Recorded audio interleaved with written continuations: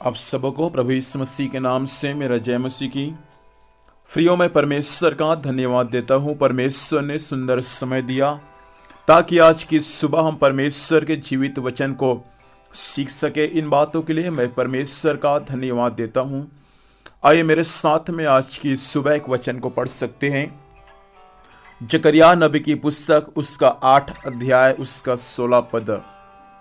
यहाँ ऐसा लिखा हुआ है, जो जो काम तुम्हें करना चाहिए वे ये हैं, एक दूसरे के साथ सत्य बोला करना, अपनी कचहरियों में सच्चाई का और मेल मिलाप की नीति का न्याय करना। मैं 17 पद भी आपके लिए पढ़ना चाहूँगा।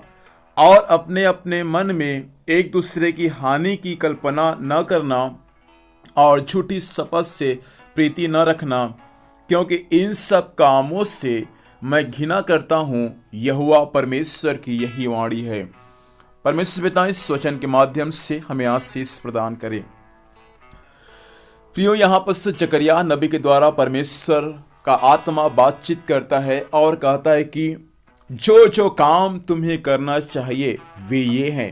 अर्थात जकरिया नबी सारे इस्राएलियों से बातचीत कर रहा है और उनसे कुछ काम करने की बातें उनको कह रहा है। अर्थात उनको कुछ जिम्मेदारी सौंप रहा है।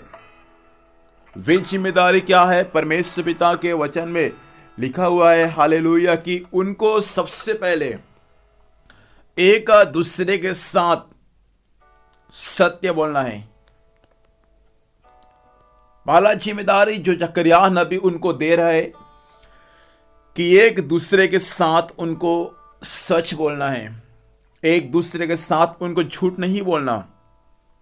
और आगे लिखा है, अपने कचहरियों में अर्थात अपने फाटक में, परमेश्वर जहां आपको नियुक्त किया है, परमेश्वर जहां आपको ठहरा के रखा हुआ है, बाइबल के वचन के अनुसार सच्चाई के साथ उनका न्याय करना। पहला, एक दूसरे के साथ हमेशा सच बोलना। कई बार ऐसा होता है, हम यीशु मसीह पर तो विश्वास करते हैं, लेकिन एक दूसरे के साथ हम झूठ बोलते हैं, एक दूसरे के साथ हम सच नहीं बोलते। हमारा अधिकतर बातें एक दूसरे के साथ जब हम बातचीत करते हैं, हमारी बातें झूठ होता है।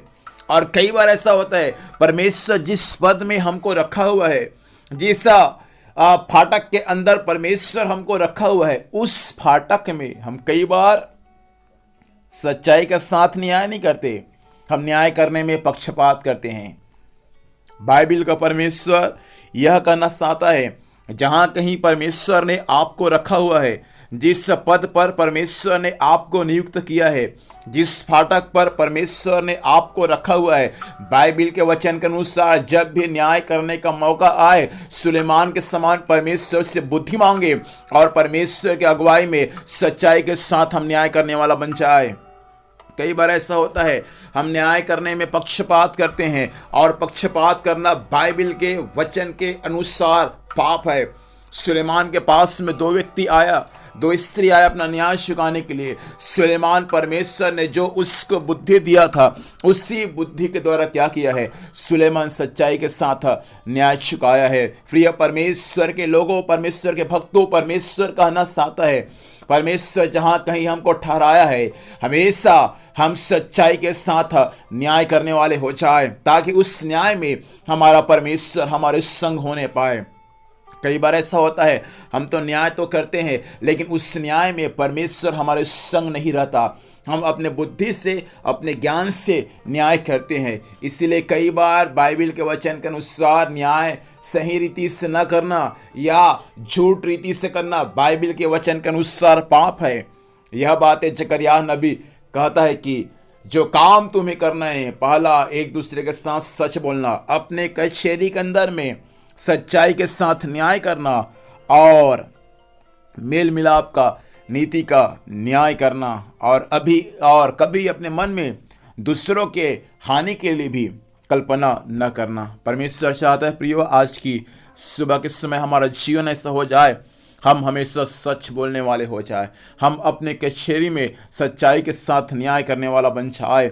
हम किसी के लिए हानि का कारण नहीं, परंतु एक दूसरे के लिए हम आशीष के कारण बन जाए। आइए अपनी आंखों को बंद करें और हम प्रार्थना करेंगे। सर्वशक्तिमान जीवित परमेश्वर पिता, हम आपको धन्यवाद करते हैं स्वामी आपके जीवित वचन के लिए। वचन के अनुसार परमेश्वर आपने बातचीत किया प्रभु, हम आपको धन्यवाद देते हैं। इस वचन के अनुसार परमेश्वर पिता हर एक लोग प्रवास से हालेलुया एक दूसरे के साथ सच बोलने वाले हो जाए और परमेश्वर पिता सच्चाई के साथ वे न्याय करने वाला बन जाए, ऐसा अनुग्रह प्रदान करे। आज के दिन भर संभाल, स्वर्गीय सुरक्षा दे, जहाँ भी जाएंगे स्वामी जाने आने में सहायता कर, हर कार्य यीशु के नाम में सफल होने पाए। आपने प्रार्थना सुना, यीशु मसीह के नाम से मांगते हैं, आमीन। प्रभु हमें आशीष दे। आप सबों को जय मसीह की। Praise the Lord.